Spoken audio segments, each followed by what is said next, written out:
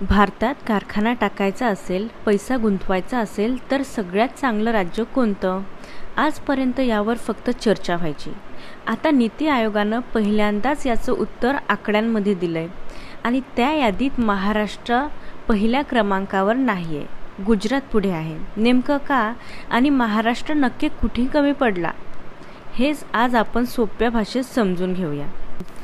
17 जुलै 2026 नीती आयोगानं एक रिपोर्ट प्रसिद्ध केला. Investment friendliness index. मराठीत सांगायचं झालं तर गुंतवणूक सुलभता निर्देशांक.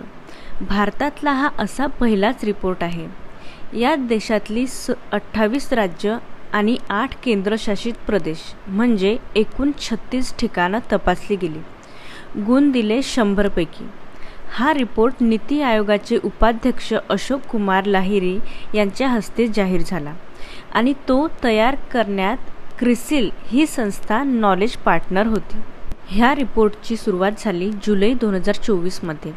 नीती आयोगाच्या 9व्या गव्हर्निंग कौन्सिल बैठकीत प्रधानमंत्री सूचना दिली. गुंतवणूक आकर्षित करण्यासाठी एक इन्व्हेस्टमेंट फ्रेंडली चार्टर तयार करा. त्यानंतर 2025-26च्या केंद्रीय अर्थसंकल्पात या इंडेक्सची अधिकृत घोषणा झाली. पण याला आणखी एक महत्त्वाचं कारण आहे आणि हे फार कमी लोक सांगतात. जागतिक बँकेच्या ईज ऑफ डुईंग बिझनेस रँकिंग वर्षानुवर्षे भारतीय राज्यांना सुधारणा करायला भाग पाडायचा, पण तो रँकिंग 2021मध्ये बंद झाला. त्यामुळे राज्यांवरचा तो दबावच संपला.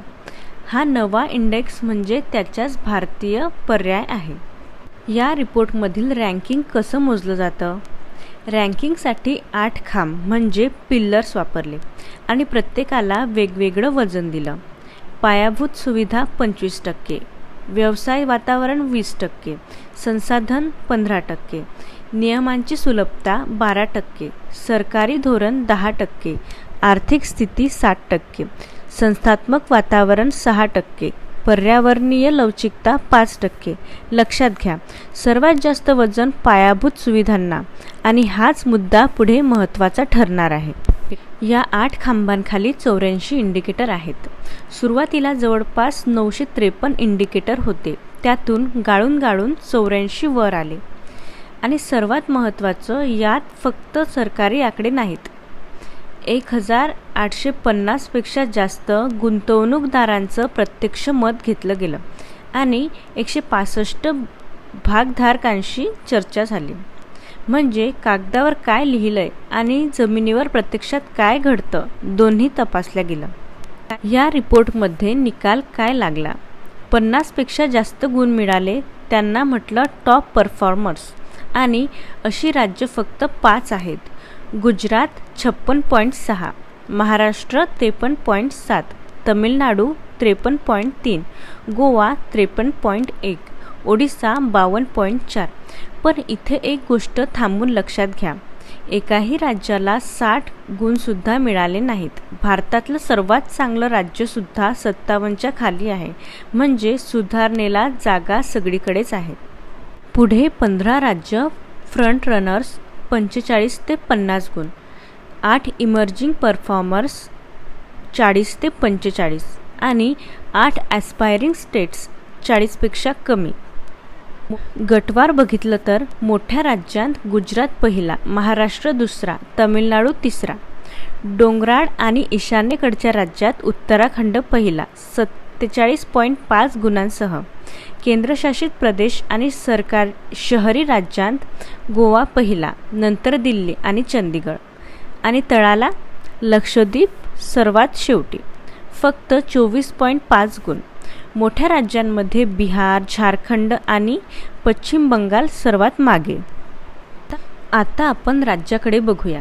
53.7 गुण, देशातही दुसरा आणि मोठ्या राज्यातही दुसरा. आपली ताकद कुठे आहे? व्यवसाय वातावरण. या एका खांबात महाराष्ट्र मोठ्या राज्यांमध्ये पहिल्या क्रमांकावर आहे. कारण काय?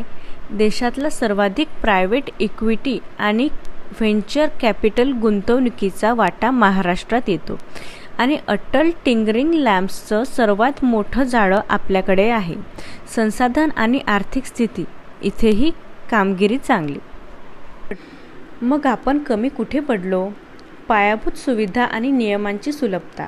रिपोर्ट स्पष्ट सांगतो या दोन्ही ठिकाणी महाराष्ट्राला सुधारणा करावी लागेल.